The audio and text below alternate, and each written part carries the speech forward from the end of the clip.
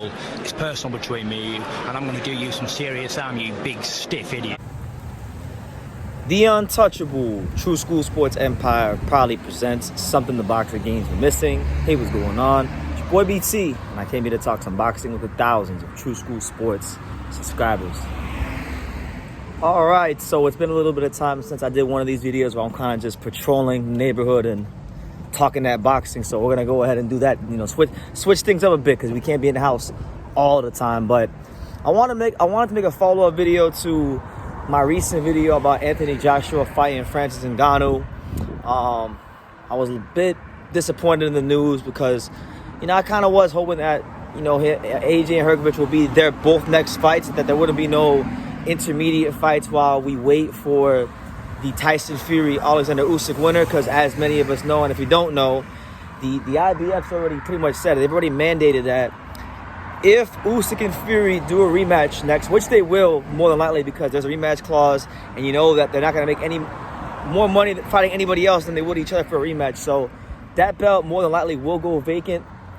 I would probably say they're supposed to fight, I think, February. So latter part of the first quarter, early part of the second quarter, that belt should go vacant. So I thought Hrgovic and AJ's next fight would be against each other, right? And I want that fight really badly to happen because those are two of my favorite heavyweights in the division.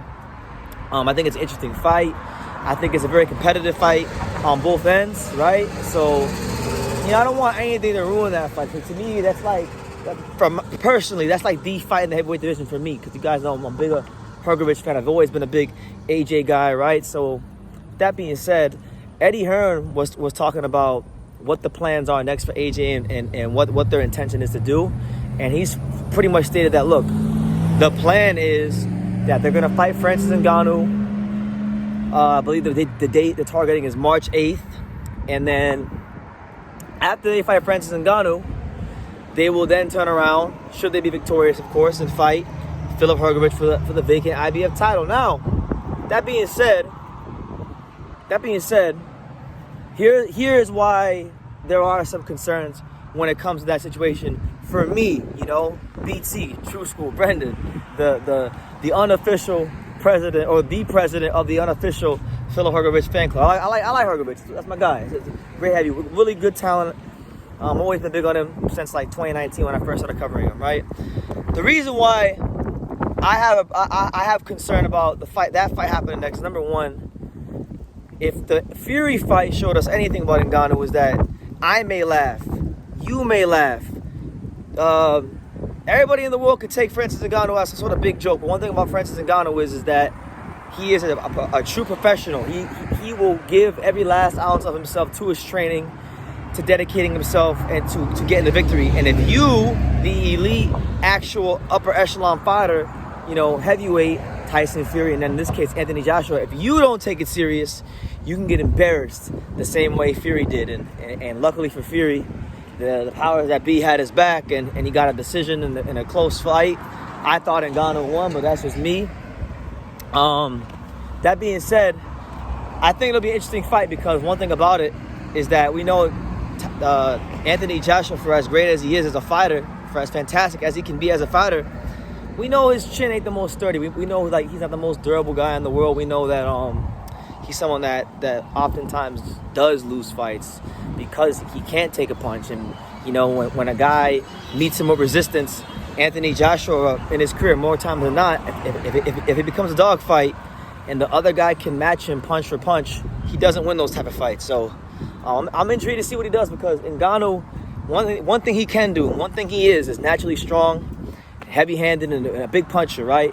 And I would be led to believe that Francis Ngannou is going to take this fight extra serious because not only is it his second opportunity to fight a big name in boxing and really stick his flag in the ground as someone who's legitimate in this sport, but gotta remember he's Nigerian. Anthony Joshua is of Nigerian descent, so you got the two Niger boys squaring off. So that there's going to be some pride there on the line. So there's that aspect of it, right? Ngannou might actually want to be in a tough fight for AJ. That's the first aspect.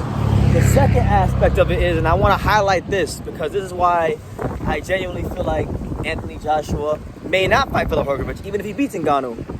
The reality is the Saudis still have the money to put up the Deontay Wilder Anthony Joshua fight. That fight is always in AJ's back pocket. Whenever AJ wants to break it out and go ahead and make the fight, he could always just at the drop of a dime say, you know what, fight the Wilder fight. You know, and the thing is, no one will criticize him for it because he could probably make what, like 10, 15, 20 times more fighting a Wilder than a Hrgovic for the heavyweight title. So that's always my concern. The fact that Ngannou might be a tough fight, he might lose that fight, and that the Wilder fight is always there, you know, because as much as I love Hrgovic, let's just be real. I'm gonna sit down. Let's just be real. The money that AJ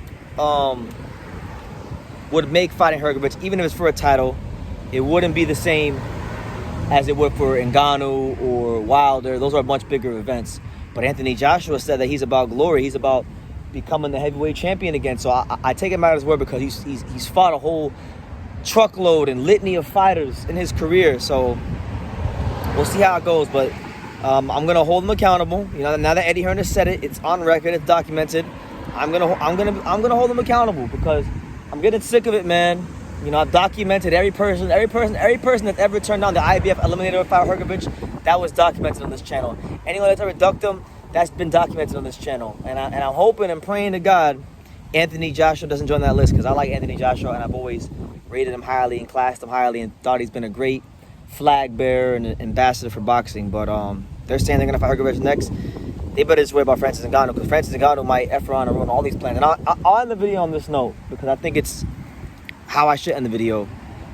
In the event that Ngannou, I don't know, knocks out Anthony Joshua, I don't think he's ranked in the IBF, but I think if he does knock out Anthony Joshua, he should probably take his spot in the IBF ranking. So maybe we get Ngannou versus Hrgovic. You know, maybe Hrgovic gets his big fight in the form of Francis Ngannou, of all things. And wouldn't that be crazy? Imagine those type of scenes. So in a sense, right, I think Ngannou versus Hrgovic is bigger and better than AJ versus Hrgovic. So since AJ wants to get into media fight with Ngannou and potentially risk his spot in the queue in the rankings to get the Hrgovic shot, I'm going to be rooting for Ngannou to knock the hell out of AJ. Because then it'll be a bigger fight for Hrgovic, right? So there you have it. And they always have the Wilder fight in the back pocket. But let me know what you guys think. What do you guys think about what they're saying? Do you believe Eddie Hearn? Do you believe Anthony Joshua? Do you think they will turn around if they beat Ngannou and fight Hrgovic for the IBF title? Or do they dig into their back pocket and make a Deontay Wilder fight, you know? Let me know in the comments down below. Make sure you guys take the time to subscribe. And like I say in every single one of these videos, you can love me or you can hate me. But I'm just a kid from Daniel. So until next time, take care, guys. Thank you for watching another video on the untouchable True School Sports Empire. For more great boxing content just like this video, click right here and make sure you subscribe. Much love from sunny South Florida.